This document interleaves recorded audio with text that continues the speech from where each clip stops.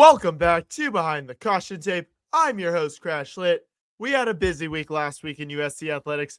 Another big and exciting week coming up this week. So let's get into all of it right here, right now. But before we do, be sure to check out my merch line, CrashLit Forever. There'll be a link to it in the description below the episode. Be sure to subscribe to the podcast, whether you're on Apple, Spotify, Amazon, Pandora, all those sites. We should be there. If not, please reach out to me. You can also watch the video version of this podcast on YouTube. So subscribe to me there at CrashLit and follow me on social media at CrashLit to see the latest updates on where I'm going to be at where I'm going to be at and when I'll be making it to USC games, because I will be popping up here and there, and I should be at a few baseball this weekend. I'll talk more about it later, but just due to my work schedule, I will be coming home. So be sure to look for me at Dado Field this weekend.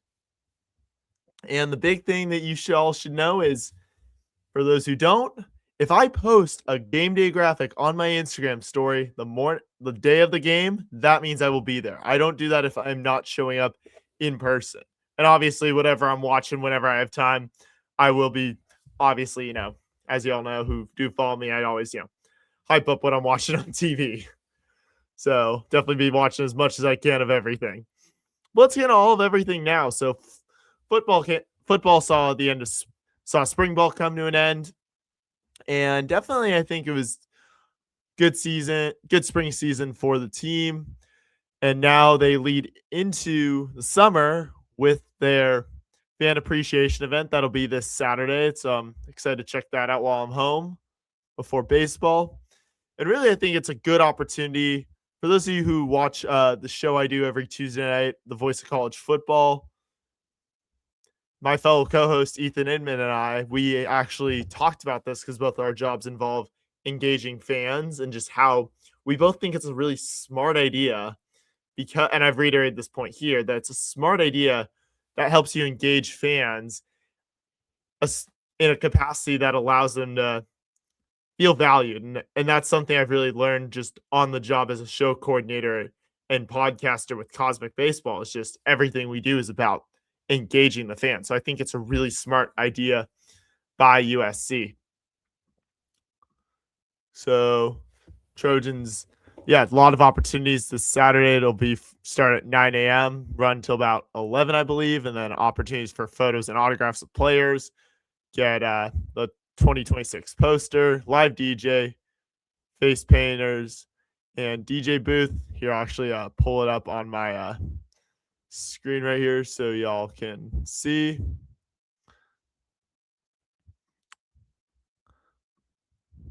So you got the live DJ, face paint, photo booth, rally towels and t-shirts, and then raffle for signed memorabilia, football tickets, and more. So like I said, I'm really excited about this event, and I think it's really smart of USC to be doing it. So just want to pull that up so y'all can see the graphic. For those who haven't, that's on USC's Instagram, so follow them there at USCFB if you don't. But really, like I said, it's just a really smart move for the Trojans to do it and engage fans, especially ahead of this upcoming season, which is going to be a very pivotal one for head coach Lincoln Riley. I think he might have one of the hottest seats, considering the expectations that followed him from Oklahoma to USC, combined with his performance over the last 3 years. Has not lived up to that first year when Caleb Williams won the Heisman. USC almost made the college football playoff. So really, like I said, it's just a big year for him. And I think it's a do or die year for him if he wants to remain the head coach of USC football. So now moving to a quick bit of basketball news from both men's and women's, mainly regarding the transfer portal. And some of these moves don't really surprise me. At least we'll start the men's side, where it's been reported that both Jordan Marsh and Jerry Easter II have both entered the portal. And it doesn't surprise me. And I've had these conversations with people where, and this is the one thing, I know I was hesitant to endorse Cam Woods when he joined the team. And I I know I came around him, and I thought he did a better job as the year went on. Especially the team really needed to lean on him after Chad Baker-Mazara was released by the team. But at the same time, bringing in a guy like that and having him play a pivotal role can potentially make guys feel undermined and less valued. And I think Marsh and Easter are two guys who may have felt that. So for those reasons, it doesn't really surprise me that they decided to enter the portal, because if it happened this year, sure, Woods is going to be gone. If it happens this year, who knows? Eric Musselman could definitely do it again. So I get you needed to add a guy, but like I've said before, I didn't think Woods was going to come in and play right away in the way that he did and rack up about 30 minutes a game or whatever it was, but it was a significant amount of playing time as a starter too. So we'll see who returns, who comes back. Definitely a big year for USC. So hoping to see Gabe Dines really develop more, because that was something that was lacking in Musselman's first year, was the true presence of a big man. And then this year, I get that Dines had his struggles, but I think when Musselman just let him make mistakes and learn on the court, I think it came to benefit the whole team. So we'll see what happens with all that, but hopefully USC just doesn't get injury plagued, because this team, I thought, legit had a chance to make March Madness and potentially go on a deep run, but then injuries definitely did not help the cause, as well as just everything going on with Baker-Mazara and all his off-the-court incidents that led to his dismissal. Moving on to women's basketball briefly, both Malia Samuels and Diana Mendez are officially in the portal. Not surprised by either. Mendez, especially with her role, the role she played, not surprised to see her looking for her third home in as many seasons.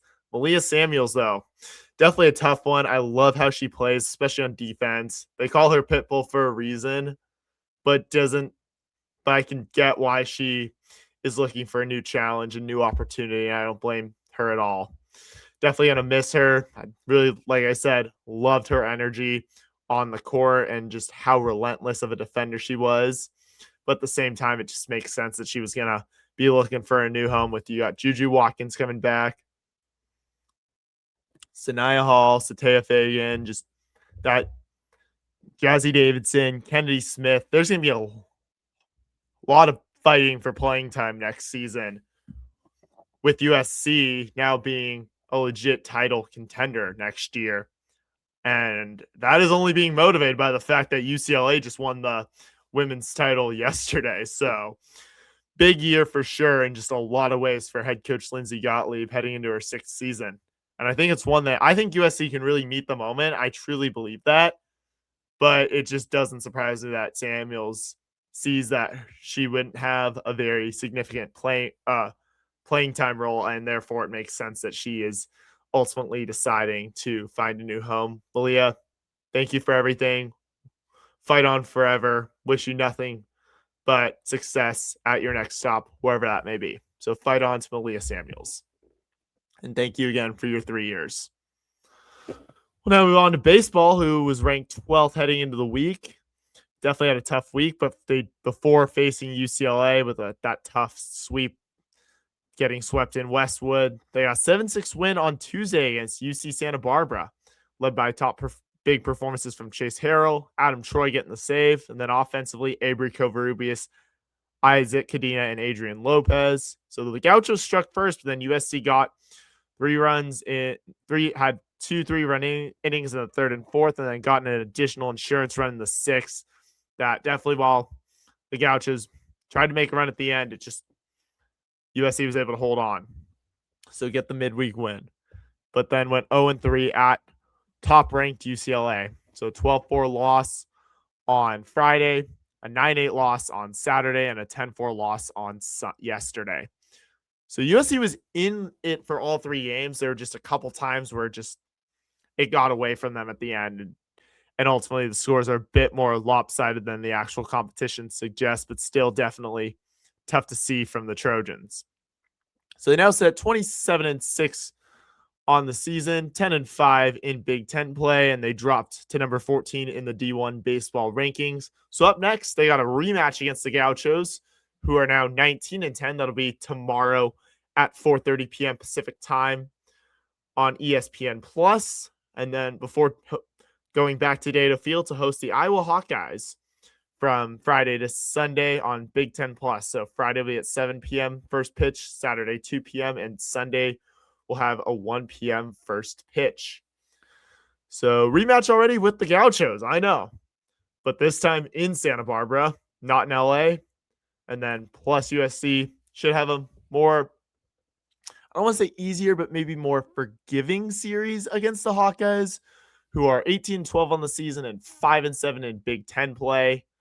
So this one should go better for the Trojans, especially them being 19-1 on their home field. Away from home has been a bit tougher. They're 8-5.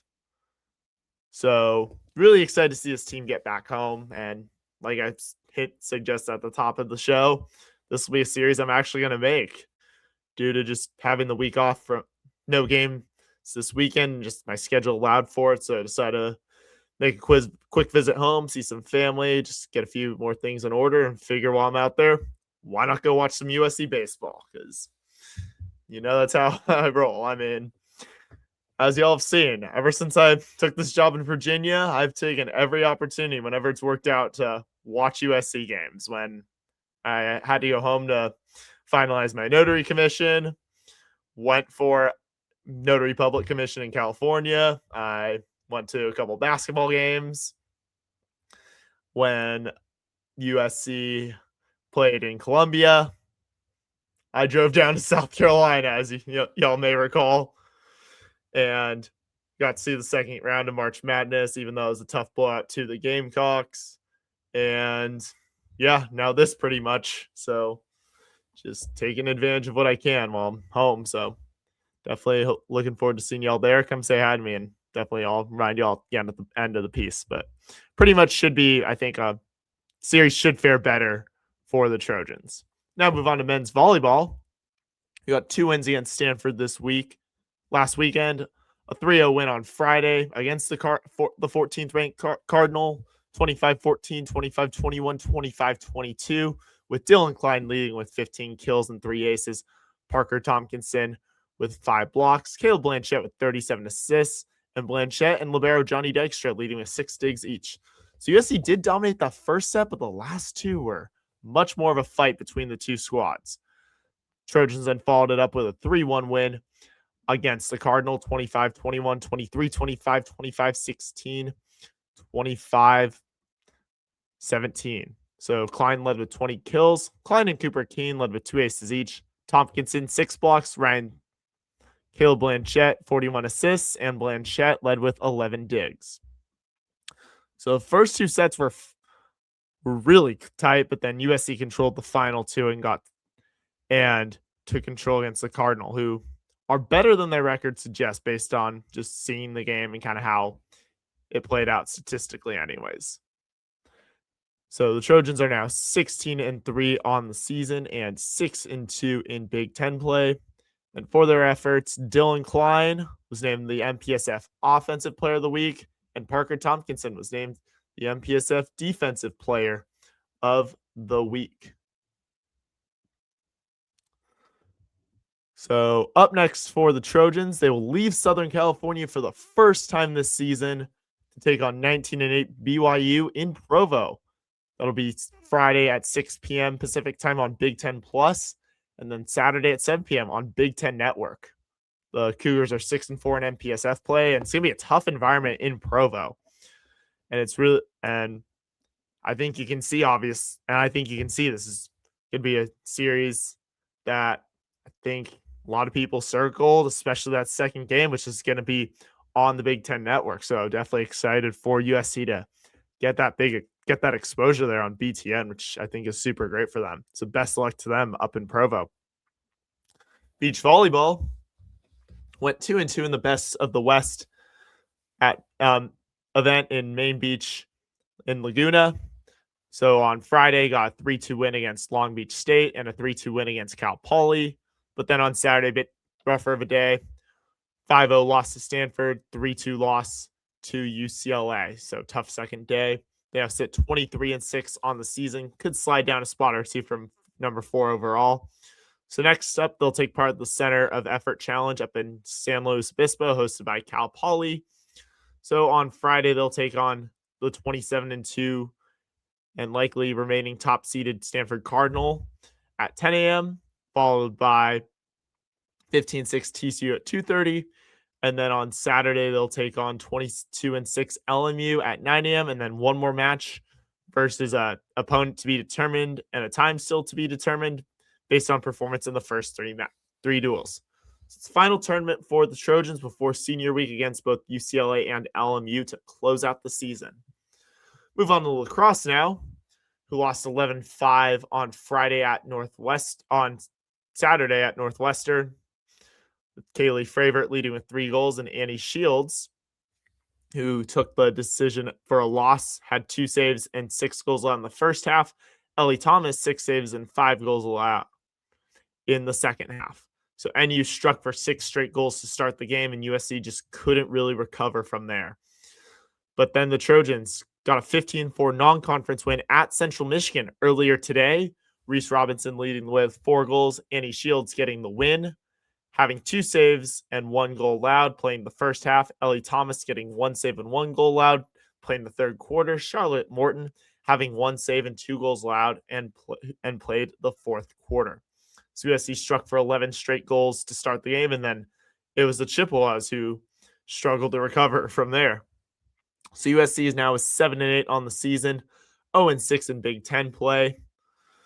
So finally got a win, but still winless in conference play with 2 games remaining. So up next, their final of 2 regular season games, they go back to the West Coast for the rest of the season to take on 7-6 Ohio State.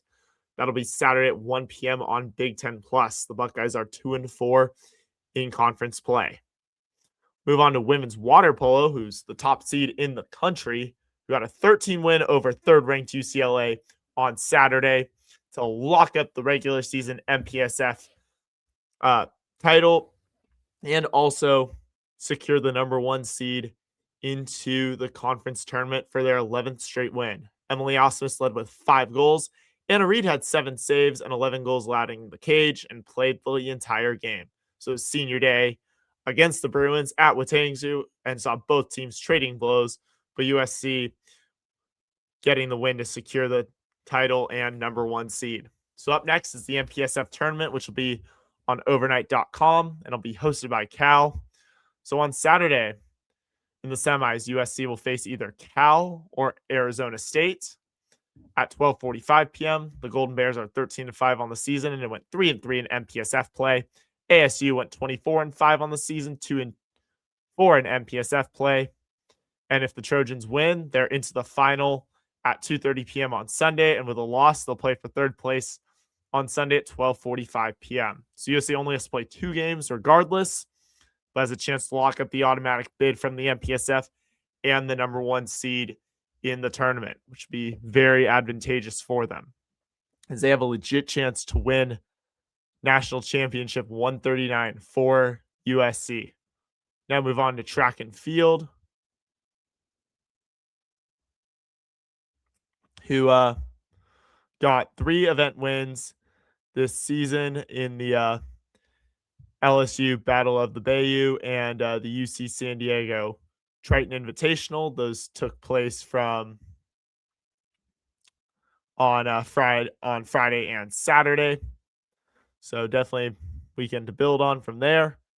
And up next there'll be a weekend off, and then from April 16th through 18th, USC will be taking part in both the Mount Sac Relays in Walnut, California, and also the Brian Clay Invitational at Azusa Pacific. So best of luck to them. I'll talk more about that next week. Rowing took part in the Rocky Top Invite in Oak Ridge, hosted by the University of Tennessee. That was Friday, Saturday, with only the second varsity 8 boat placing into the finals. So up next will be the Big Ten Invite from April 18th through 19th in Sacramento. So it's an opportunity for USC to bounce back. Men's tennis went split their weekend going 7-0 against Penn State on Friday, with USC getting the doubles point and wins from everyone. So Branko Duric, Matt Jurich, Max Exted, Jack McCarthy, Andrew Casanova, Connor Church, and Niels Hoffman. But then the following day, suffering a 4-3 loss to top-ranked Ohio State, or yesterday. So 2 days after. So OSU got the doubles point, and USC only got singles wins from Nathan Truve, Max Exted, and Connor Church. So the Trojans now sit at 14-6 on the season and 6-3 in Big Ten play. Up next for the Trojans, they remain at home and will face Northwestern on Friday at 3 p.m. and Illinois on Sunday at 11 a.m. You can watch both those on USC Play Site. Wildcats are 14-8 on the season, 3-7 in Big Ten play. Fighting Illini are 14-2 on the season and 8-2 in Big Ten play. So USC has a couple tough opponents coming to town this weekend, but will remain at home. Women's tennis won both their duels this weekend. A 4-1 win against Washington on Friday, where the Trojans took the doubles points and got singles wins from Jana Hassan, Eugenia Zozaya, and Emma Charney. And then a 4-2 win against Oregon 2 days later, where USC got the doubles points win and singles wins from Imi Haddad, Lily Fairclough, and Emma Charney. So the Trojans are 15-5 on the season and 8-1 in Big Ten play. So up next for them, they will head to the Midwest to take on Northwestern, who's 12-8 on the season, 5-4 in Big Ten play. That'll be on Friday at 2:30 p.m. Pacific time, and then 2 days later they'll take on Illinois, who's 9-10 on the season, 5-4 in conference, at 10 a.m. So USC heads back on the road as their season with 2 weeks left in the season. Men's golf is off this week and will resume action in the Western Intercollegiate at Pasatiempo Golf Club in Santa Cruz, which will be hosted by San Jose State from April 13th through 15th. Then women's golf saw Catherine Park tie for 19th and Elise Lee finish 26th at the Augusta National Women's Amateur that happened over the weekend. And the team now gets ready. Started day one of the Chevron Silverado Showdown hosted by Colorado in Napa. That'll run through Wednesday with a lineup going Catherine Park, Kylie Chong, Bailey Shoemaker, Elise Lee, Jasmine Koo, and Sarah Hemmett. So best luck to women's golf this week.